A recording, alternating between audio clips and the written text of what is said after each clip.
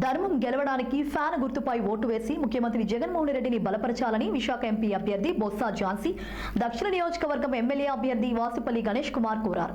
విశాఖ దక్షిణ నియోజకవర్గంలోని అల్లీపురం 33వ వార్డులో ఎమ్మెల్యే అభ్యర్థి వాసుపల్లి గణేష్ కుమార్, ఎంపీ అభ్యర్థి బొత్స ఝాన్సీ ప్రచార యాత్రలో రాజ్యసభ సభ్యుడు గొల్ల బాబురావు పాల్గొన్నారు.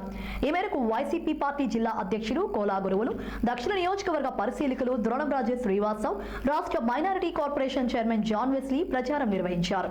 ఈ సందర్భంగా బొత్స ఝాన్సీ మాట్లాడుతూ గతంలో ప్రజలకు న్యాయం చేయలేని చంద్రబాబు చెప్పే కల్లబొల్లి మాటలు నమ్మొద్దని ప్రజలకు వివరించారు.